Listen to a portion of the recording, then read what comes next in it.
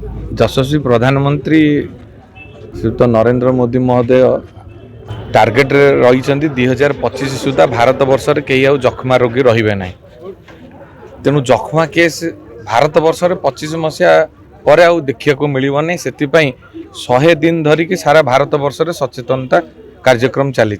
ये सचेतनता कार्यक्रम आज Jagatsinghpur district headquarter health centre में बर्तमान आमर उद्घाटन है। 3टी रथ जाइए विभिन्न अंचल को जाइए तादरे आमर स्वास्थ्यकर्मी जाइए विभिन्न अंचल को जीवे विभिन्न जो जो जो जगार जक्ष्मा रोगी अच्छा जक्ष्मा गोटे आपणकर कंटाजिनियस जे संस्पर्श आसवे भी हबार संभावना अच्छी से जो कपटा पकेले तार देहरु संक्रमण हबार अच्छी।